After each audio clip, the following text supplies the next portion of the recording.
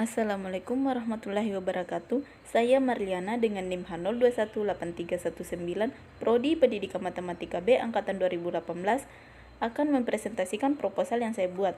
Proposal yang saya buat itu berjudul Pengaruh Kecemasan dan Self-Efficacy Siswa Terhadap Kemampuan Pemecahan Masalah Materi Segi 4 Siswa Kelas 7 SMP Negeri 3 Malunda. Yang pertama, pendahuluan, latar belakang. Pemecahan masalah matematika merupakan hal yang penting dalam pembelajaran matematika. Tarmudi pada tahun 2008 mengemukakan bahwa bertahun-tahun telah diupayakan agar matematika dapat dikuasai siswa, namun hasilnya menunjukkan tidak banyak siswa menyukai matematika dari setiap kelasnya. Hal tersebut disebabkan karena kesulitan memahami matematika. Sejauh ini, penelitian dilakukan lebih fokus pada metode atau strategi pembelajaran saja, dan masih sedikit yang melakukan penelitian secara spesifik terhadap faktor internal siswa dalam.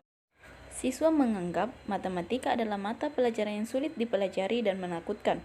Rasa takut yang timbul tersebut dapat menimbulkan kecemasan dan kurangnya self-efficacy siswa saat belajar dan berinteraksi dengan matematika. Maka timbullah latar belakang yang kedua, yaitu kecemasan matematika. Rasa cemas yang berlebihan terhadap matematika dapat menimbulkan pengaruh negatif.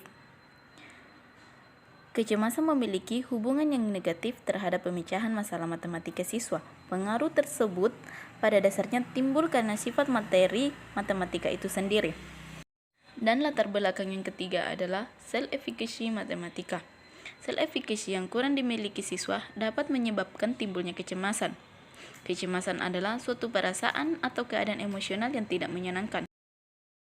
Nah, salah satu materi matematika yang sulit dipahami siswa adalah geometri.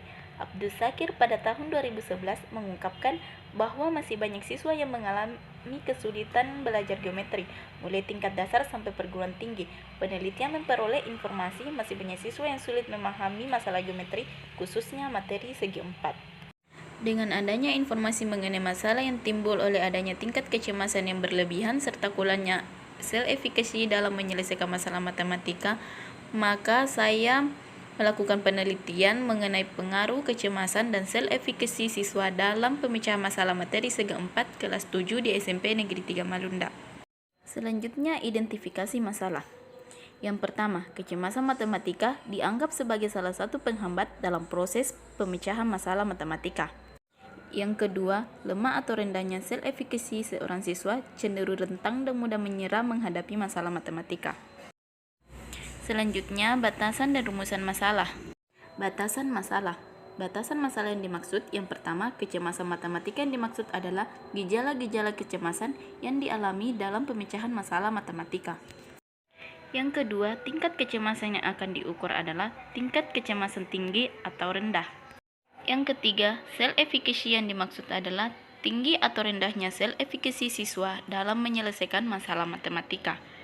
Dan kemampuan pemecahan masalah yang dimaksud adalah kemampuan siswa dalam menyelesaikan permasalahan matematika segi 4 kelas 7 di SMP Negeri 3 Malunda. Selanjutnya, rumusan masalah. Rumusan masalah yang dimaksud yang pertama, apakah terdapat perbedaan antara siswa yang memiliki tingkat kecemasan rendah dengan siswa yang memiliki tingkat kecemasan tinggi dalam pemecahan masalah matematika materi segi 4 kelas 7. Yang kedua, apakah terdapat pengaruh antara tinggi atau rendahnya self-efficacy siswa dalam pemecahan masalah matematika materi segi 4 di kelas 7. Dan yang ketiga, apakah terdapat pengaruh antara kecemasan dan self-efficacy siswa terhadap pemecahan masalah matematika materi segi 4 di kelas 7 di SMP Negeri 3 Malunda. Tujuan penelitian. Yang pertama, untuk mengetahui apakah terdapat perbedaan antara siswa yang memiliki tingkat kecemasan rendah dengan siswa yang memiliki tingkat kecemasan tinggi dalam pemecahan masalah matematika materi segi 4 kelas 7. Yang kedua, untuk mengetahui apakah terdapat pengaruh antara tinggi dan rendahnya self-efficacy siswa terhadap pemecahan masalah matematika materi segi 4 kelas 7. Yang ketiga, untuk mengetahui apakah terdapat pengaruh antara kecemasan dan self-efficacy siswa terhadap pemecahan masalah matematika materi segi 4 kelas 7 di SMP Negeri 3 Malunda. Yang kedua, tinjauan pustaka. Kecemasan siswa dalam pembelajaran matematika. Pengertian kecemasan.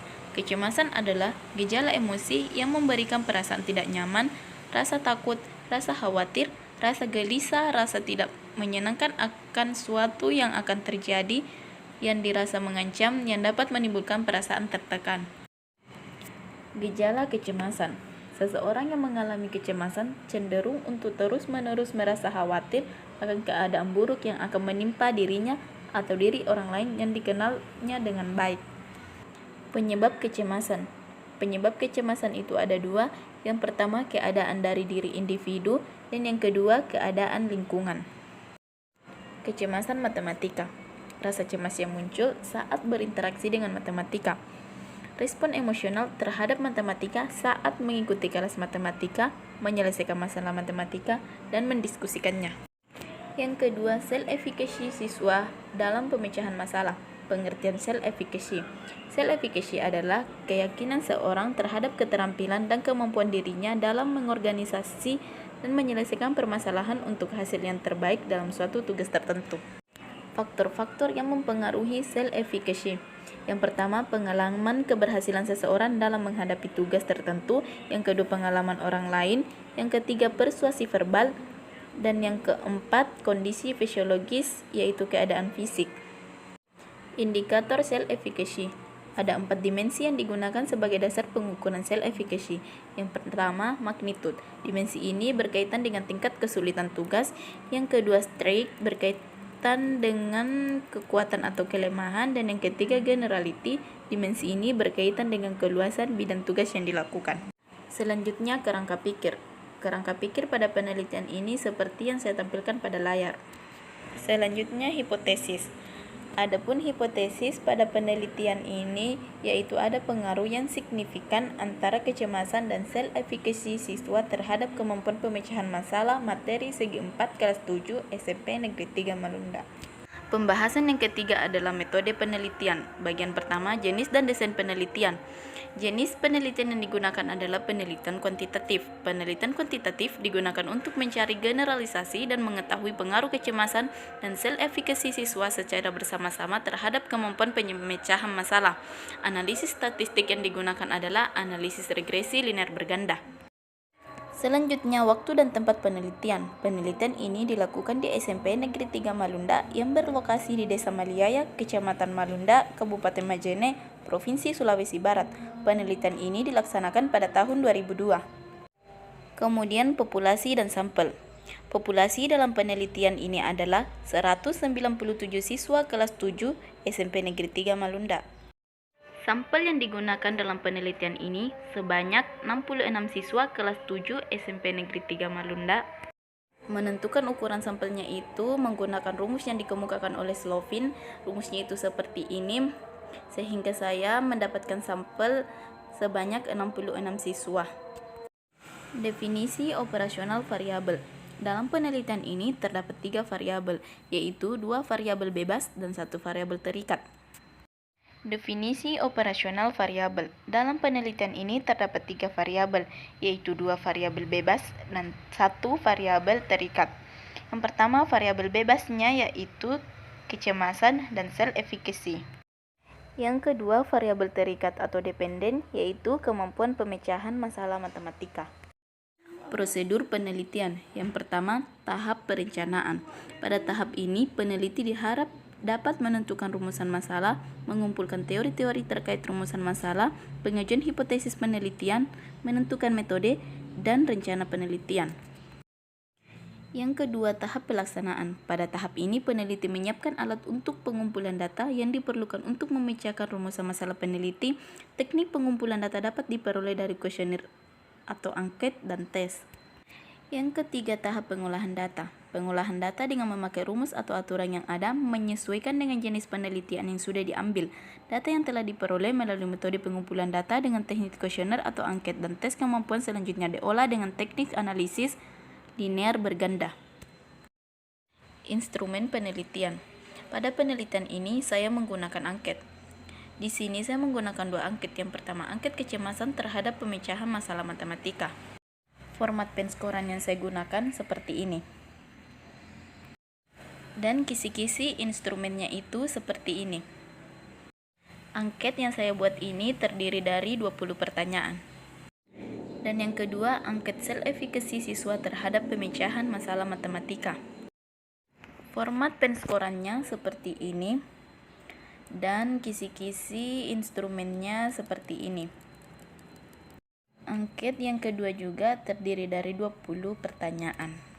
Selanjutnya, saya menggunakan instrumen tes kemampuan pemecahan masalah matematika siswa. Instrumen tes ini berbentuk uraian sebanyak 5 soal untuk mengukur kemampuan pemecahan masalah matematika siswa pada pokok bahasan segi 4. Adapun instrumennya yaitu seperti ini. Teknik analisis data. Yang pertama, uji validitas dan uji reliabilitas. Uji validitasnya saya menggunakan rumus ini. Dasar pengambilan keputusan suatu item valid atau tidak valid dapat diketahui dengan cara mengkorelasikan antara skor butir dengan skor total. Bila korelasi R di atas 0,30, maka dapat disimpulkan bahwa butir instrumen tersebut valid.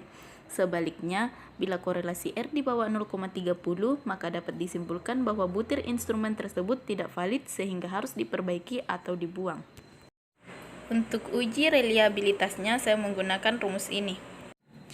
Selanjutnya, uji asumsi klasik. Yang pertama, uji normalitas. Pengujian uji normalitas tentang kenormalan distribusi data. Pengujian uji normalitas karena pada analisis statistik parametrik, asumsi harus ada oleh data adalah bahwa data tersebut berdistribusi normal. Metode yang digunakan untuk menguji normalitas adalah dengan menggunakan uji Kolmogorov-Smirnov. Apabila uji Kolmogorov-Smirnov lebih besar dari 0,05, maka asumsi normalitas terpenuhi. Yang kedua, uji multikolinearitas. Analisis deteksi adanya multikolinearitas. Yang pertama, besaran varians inflation factor dan tolerans. Yang kedua, besaran korelasi antara variabel independen. Selanjutnya, uji heterokedastisitas. Uji asumsi ini bertujuan untuk mengetahui apakah dalam sebuah model regresi terjadi ketidaksamaan varians dari residual antara satu pengamatan dengan pengamatan lain. Heterokedastisitas diuji dengan menggunakan uji koefisien korelasi Ranspermang, yaitu mengkorelasikan antara absolut residual hasil regresi dengan semua variabel bebas. Yang keempat, uji autokorelasi. Autokorelasi bertujuan untuk mengetahui ada tidaknya korelasi antar kesalahan pengganggu pada periode T dengan kesalahan pada periode T dikurang 1 atau sebelumnya. Untuk mendeteksi ada atau tidaknya korelasi, maka dilakukan pengujian Durbin-Watson atau biasa disingkat DW dengan ketentuan sebagai berikut. Yang pertama, angka DW di bawah negatif 2 ada autokorelasi positif. Yang kedua, angka DW di antara negatif 2 sampai positif 2 berarti tidak ada autokorelasi. Yang ketiga, angka DW di atas positif 2 berarti ada autokorelasi negatif. Selanjutnya, regresi linear berganda. Persamaan model regresi berganda itu seperti ini. Model regresi dalam penelitian ini dinyatakan seperti ini. Selanjutnya, uji hipotesis. Yang pertama, uji signifikan simultan atau uji F. Rumus yang saya gunakan itu seperti ini. Adapun langkah-langkah uji F atau uji simultan itu, yang pertama, perumusan hipotesis. Rumusannya itu seperti ini. Kemudian yang kedua, kriteria penolakan dan penerimaan. H0 diterima jika F hitung lebih kecil atau sama dengan F tabel, maka H0 diterima dan HA ditolak. Ini berarti tidak dapat pengaruh simultan oleh variabel X dan Y. Yang kedua, F hitung lebih besar atau sama dengan F tabel, maka H0 ditolak dan HA diterima. Hal ini berarti terdapat pengaruh yang simultan terhadap variabel X dan Y. Dan yang kedua, melakukan uji signifikansi pengaruh parsial atau uji T. Dan yang ketiga, koefisien determinasi. Rumus koefisien determinasi itu seperti yang saya tampilkan.